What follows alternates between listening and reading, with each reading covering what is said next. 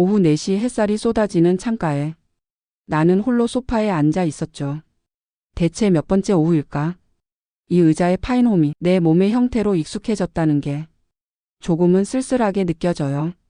거울을 들여다보니 예전에 내가 아닌 60대의 여자가 그곳에 비치고 있었어요. 하지만 있는 그대로 받아들이고 있었죠. 흰머리도 주름도 삶을 살아온 증거라고 생각하게 됐거든요. 남편이 세상을 떠난 지 6년. 처음엔 사람들을 만날 때마다 다들 괜찮냐, 외롭지 않냐고 물었어요. 하지만 1년쯤 지나자 아무도 묻지 않게 됐죠. 아들은 다른 지역에서 일하고 손주들은 내 이름을 모바일 메신저 스티커로만 불러요. 이젠 이런 평범한 일상이 익숙해졌다고 생각했죠. 하지만 몇 달 전부터 일주일에 한 번씩 가슴이 설레는 시간이 생겼어요. 집 근처 문화센터에서 시작한 사진 교실에 무심코 신청했거든요. 디지털 카메라 사용법을 몰라 시작하게 된 교실이었죠. 그곳에서 김민준 씨를 만났어요. 젊어 보이지만 물어보니 35살, 나보다 20살 가까이 어린 사진작가 지망생 강사였죠. 셔터를 누르기 전에 찍고 싶은 이유를 생각하세요. 첫 수업 때 그가 한 말이에요. 왠지 모르게 가슴에 와닿았죠. 나는 뭔가를 찍기 위해서가 아니라 뭔가를 느끼고 싶어서 이 교실에 오게 된 건지도 몰라요. 민준 씨는 늘 차분하고 친절했어요. 수강생 대부분은 나 같은 주부나 퇴직한 남성들이었지만 누구에게나 똑같이 대해줬죠. 하지만 가끔 나를 보는 눈빛이 유독 따뜻하고 부드러워서 다른 사람들에게는 보여주지 않는 친밀함을 나 혼자 느끼고 있었어요.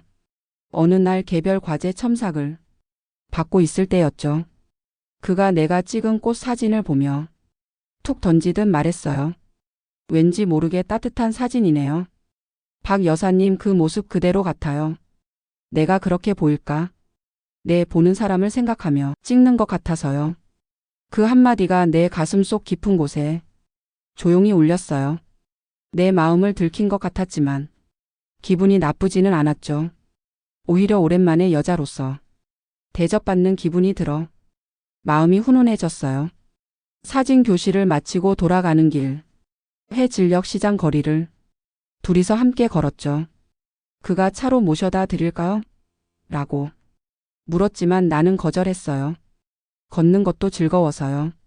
그 솔직한 마음 속에는 조금 더 함께 있고 싶다는 바람이 숨어 있었거든요. 걷는 도중 그가 무심코 내 카메라를 들여다봤어요. 박 여사님 찍혔네요. 아, 네? 창문에 비쳐서 조금 웃고 계시네요. 내 사진에 내가 찍혔다니. 그걸 그가 보고 웃어주었다니. 가슴이 뭉클해지고 기분이 좋아졌어요. 그때 돌아가는 길에 그가 이렇게 말했죠. 다음에 괜찮으시면 모델이 되어 주실 수 있나요? 네? 제가요? 내 나이나 외모에 상관없이 지금의 박 여사님을 찍고 싶다고 생각했어요. 그 말을 거절할 수 없었죠. 기쁨과 불안, 기대가 한꺼번에 몰려와 나도 모르게 다음 주 일요일에 그의 작업실에 가기로 했어요. 일요일 오후 나는 망설이면서도 작은 거울 앞에서 옷매무새를 다듬고 있었죠. 머리를 빗고 입술에 립스틱을 옅게 발랐어요. 몇 년 동안 입지 않았던 하얀 블라우스를 꺼내 입었죠. 어울릴까? 아무도 없는 방에서 나도 모르게 중얼거렸어요. 그의 작업실은 집 한 구석을 활용한 곳이었어요. 오래된 한옥을 직접 고쳤다고 하는데 나무 향기와 부드러운 자연광이 스며드는 공간이 아주 편안했죠. 어서 오세요. 현관문을 열어준 민준 씨는 여전한 따뜻한 미소를 띠고 있었어요. 긴장되세요? 네, 조금요. 괜찮아요. 제가 무리한 건 절대 부탁하지 않을게요. 그 말에 나는 조금 마음이 놓였어요. 촬영은 아주 자연스럽게 시작됐죠. 처음엔 창가에 앉아달라고 하고 다음엔 무릎에 책을 놓아달라고 했어요. 그는 가끔씩 말을 걸며 셔터를 눌렀죠. 내 시선은 이쪽으로요. 그래요. 지금 표정 너무 아름다워요. 네? 지금이요? 네, 살짝 수줍어하는 것 같지만 따뜻한 미소요. 조용히 울리는 셔터 소리마다 내 안에 있던 나이라는 벽이 조금씩 무너지는 듯 했어요. 여자로서의 나는 어딘가에 잊고 지냈었죠. 하지만 지금 그의 시선이 나를 한 사람으로서 바라봐주고 있었어요. 박 여사님, 잠깐만 일어서 주실까요? 네, 이렇게 하면 될까요? 그는 뷰파인더 너머로 나를 가만히 응시했죠. 그때였어요. 죄송해요. 역시 조금 부끄럽네요. 나는 무심코 손으로 얼굴을 가렸어요. 왜요?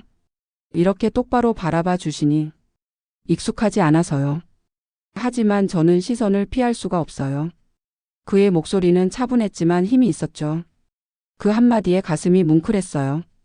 보지 말라고 말하고 싶었지만 사실은 더 봐줘라고 바라고 있었던 건지도 몰라요. 그가 가만히 카메라를 내려놓았죠. 괜찮으세요? 응, 그냥 나 자신을 들여다보는 게 조금 겁이 나서. 겁낼 필요 없어요. 지금의 박 여사님 정말 아름다워요. 그의 말은 과장된 칭찬도 빈말도 아니었어요. 그의 눈빛이 그걸 증명해줬죠. 아주 진심이 담긴 한없이 진실한 눈빛. 나는 그 시선을 받아들였어요. 수줍음과 기쁨 그리고 미묘한 설렘이 뒤섞인 채로 나는 작게 속삭였죠.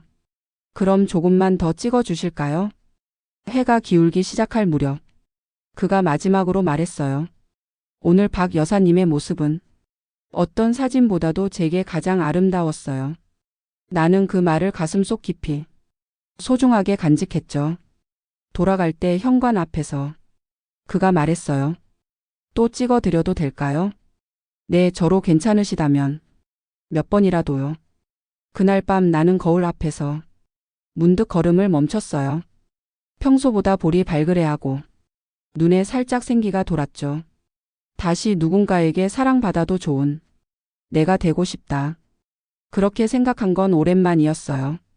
며칠 후 민준 씨에게서 메시지 한 통이 도착했어요. 지난번 사진 정리했어요. 괜찮으시면 또 만나 뵙고 싶습니다. 짧은 문장이었지만 심장이 살짝 쿵 내려앉았죠. 나는 스마트폰을 쥔 손에 아주 살짝 힘을 줬어요. 주말 다시 그의 작업실을 찾았죠. 안녕하세요. 그의 목소리에는 어딘가 약간의 긴장감이 느껴졌어요. 오늘은 지난번보다 더 자연스러운 모습을 담고 싶어서요. 자연스러운 모습이요? 내 집에서 편하게 쉬는 듯한 일상복 같은 거요. 무리해서 부탁하는 건 아니에요. 나는 몇 초간 말이 없었죠. 하지만 어딘가 기대하고 있는 내가 있었어요. 이 나이에 이런 제안을 기다리고 있었다니. 나 자신도 믿기지 않았죠. 알았어요. 하지만 너무 빤히 보지는 마요. 볼 거예요. 구석구석. 제대로 볼 겁니다. 그 말에 얼굴이 화끈 달아올랐죠. 하지만 그의 말투는 놀리는 게 아니라 진심이 담겨 있었어요. 갈아입은 옷은 평소 내가 집에서 입고 있는 편안한 옷이었죠. 부드러운 니트 상의와 발목까지 오는 치마. 몸의 선을 강조하는 옷은 아니었지만 왠지 모르게 누군가에게 보여지는 존재라는 걸 의식하게 됐어요. 촬영이 시작되자 분위기는 서서히 변해갔죠. 카메라의 셔터 소리 그리고 나를 바라보는 그의 눈빛. 나는 점점 그 시선 속에서 나를 놓아주는 듯한 느낌이 들었어요. 박 여사님, 조금만 이쪽으로요. 네, 정말 아름다워요. 또 그 말. 하지만 이번엔 기뻐서 가슴이 따뜻해졌어요. 셔터를 누를 때마다 내 안에 있던 부끄러움이 안도로 바뀌어 갔죠. 휴식 시간 그가 카메라를 옆에 내려놓았어요. 나란히 앉아있는 소파의 거리가 오늘은 유독 가깝게 느껴졌어요. 지난번 사진 보실래요? 그가 노트북을 열었죠. 그 안에는 내 모습이 담겨 있었어요. 빛에 감싸인 옆얼굴, 살짝 고개를 숙인 표정, 환하게 웃는 얼굴. 이게 나예요? 네, 제가 본 박 여사님입니다. 내 모습이 이렇게 부드럽고 아름답게 찍혔다는 것에 놀랐죠. 마치 그의 눈으로만 볼 수 있는 나 자신 같았어요. 넋을 잃고 보다가 나는 조용히 말했죠. 당신이 이렇게 봐주는 것에 익숙하지 않아요. 익숙해지지 않아도 괜찮아요. 저는 몇 번이라도 볼 테니까요. 그 순간 가슴속에서 뭔가 굳어 있던 것이 녹아내렸죠. 나는 천천히 그에게로 얼굴을 돌렸어요. 그럼 키스해도 될까? 그는 놀란 듯 눈을 크게 떴지만 이내 고개를 끄덕였죠. 네, 부탁합니다. 나는 살며시 몸을 기댄 뒤 그의 뺨에 입술을 가져다 댔어요. 그리고 망설임 없이 입을 맞췄죠. 그것은 조용하고 부드러웠지만 분명히 사랑의 맛이었어요.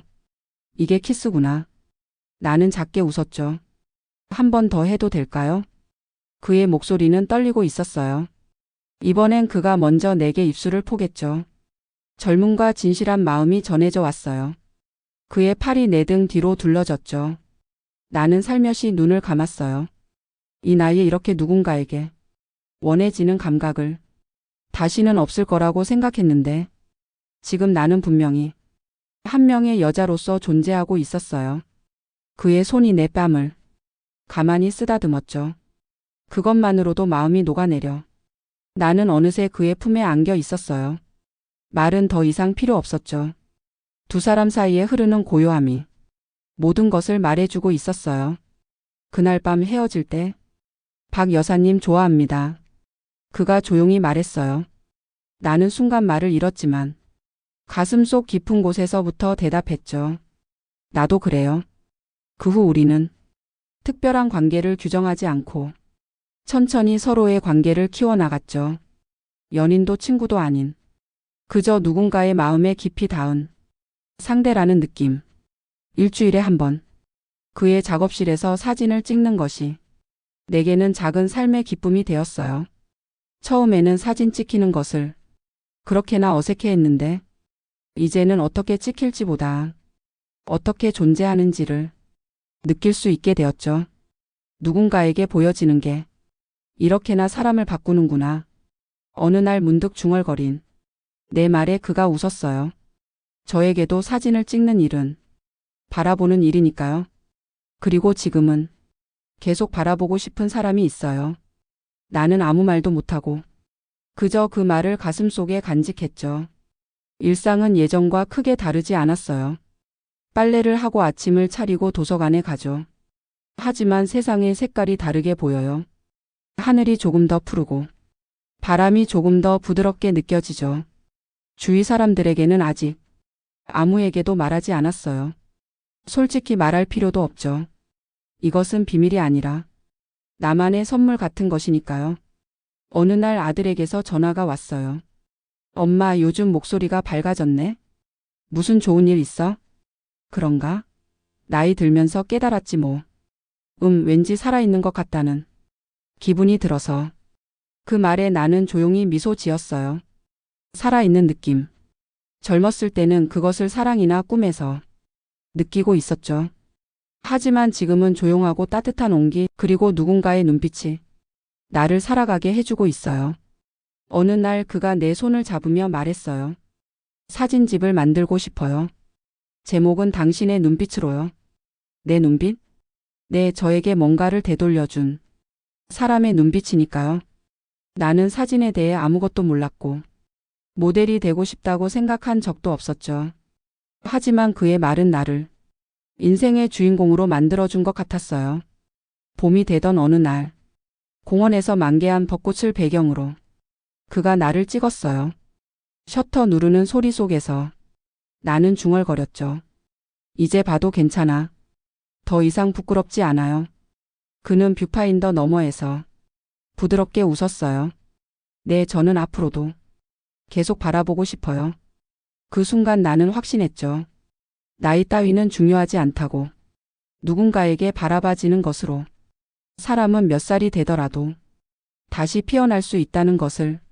나는 더 이상 누군가의 엄마도 과부도 아닌 그저 한 명의 여자로서 그곳에 있었어요.